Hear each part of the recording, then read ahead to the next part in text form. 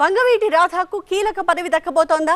ఎన్ని రాజకీయ ఒత్తిళ్లు ఉన్నా సరే పార్టీకి కట్టుబడి ఎన్నికల్లో చురుగ్గా ప్రచారం చేసిన వంగవీటి రాధాకి కీలక పదవి అంటూ ఇప్పుడు ప్రచారం జోరందుకుంది. దీనికి తోడు ఎన్నికల ప్రచారంలో స్వయంగా చంద్రబాబే సభాముఖంగా విషయాన్ని ప్రకటించారని కూడా ఆయన అభిమానులు గుర్తు చేస్తున్నారు. నేను ఈ దెందులూరులో హామీ ఇస్తున్నా, రాధాకృష్ణ గారి సేవలు ఈ రాష్ట్రానికి అవసరం, తప్పకుండా తగిన గుర్తింపిచ్చే బాధ్యత తెలుగుదేశం పార్టీది, నాదని మీ అందరికి హామీ ఇస్తున్నాను. ఎన్నికల ప్రచారంలో భాగంగా చంద్రబాబు నాయుడు దెందులూరులో చేసిన ఈ ప్రకటనకు ఇప్పుడు ఎక్కడా లేని ప్రాముఖ్యత వచ్చింది. స్వయంగా చంద్రబాబు నాయుడే స్పష్టమైన హామీ ఇచ్చారు. ఇప్పుడు ఘన విజయం సాధించి ఆయన ప్రభుత్వమే రాష్ట్రంలో కొలువయ్యింది. ఇచ్చిన మాట ప్రకారం మరి వంగవీటి రాధాకృష్ణకు కీలక బాధ్యతలు అప్పజెపుతారా అని అటు రాధా అభిమానులతో పాటు పార్టీ కార్యకర్తలు ఆసక్తిగా ఎదురు చూస్తున్నారు. ఇటీవలే మంత్రివర్గం చేత చంద్రబాబు ప్రమాణం కూడా చేయించారు. దాదాపుగా మంత్రులంతా కొలువుదీరారు. ఈ నేపథ్యంలో వంగవీటి రాధాకృష్ణకు ఇచ్చే కీలక పదవి ఏమై ఉంటుందని అంతా ఆలోచనలో పడ్డారు. ఇంకా ఒక మంత్రి పదవి ఖాళీగా ఉందని మరికొందరు లెక్కలు గడుతున్నారు. ఎవరికీ కేటాయించని కొన్ని శాఖలు ముఖ్యమంత్రి దగ్గరే ఉన్నాయి. అందులో ఏదో ఒక శాఖ వంగవీటి రాధాకృష్ణకు కేటాయించే అవకాశాలను తోసిపుచ్చలేమని మరికొందరు విశ్లేషిస్తున్నారు.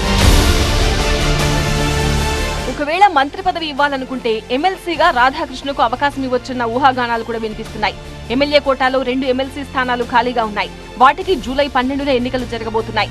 అందులో ఒక స్థానం వంగవీటి రాధాకు కేటాయించవచ్చని కూడా కొంతమంది జోస్యం చెబుతున్నారు. నిజానికి చంద్రబాబే స్వయంగా చెప్పినట్టు కూటమి గెలుపు కోసం వంగవీటి రాధ ఎంతో శ్రమించారు. పదునైన మాటలతో ప్రచారం చేపట్టి జగన్ కు ముచ్చెమటలు పట్టించారు.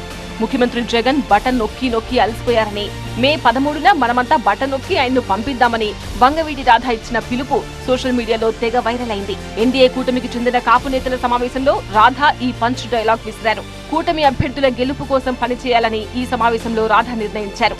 మన ప్రాంతాన్ని కాపాడుకోవడం మన చేతుల్లోనే ఉందని తెలిపారు.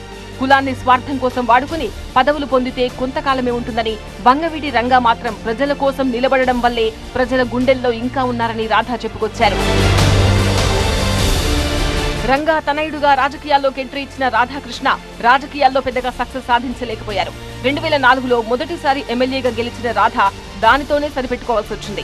ఆ తర్వాత 2014లో వైసీపీలో చేరినా అక్కడ కూడా పెద్దగా ఫలితం దక్కలేదు.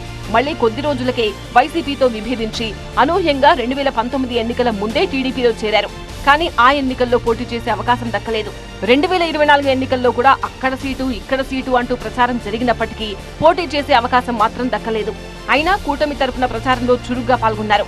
ఒకానొక దశలో రాధాను పార్టీలోకి లాక్కోవడానికి వైసీపీ తీవ్ర ప్రయత్నాలు చేసినప్పటికీ రాధాకృష్ణ మాత్రం పక్క చూపులు చూడలేదు. టీడీపీ సిద్ధాంతానికి కట్టుబడి ఉన్నారు.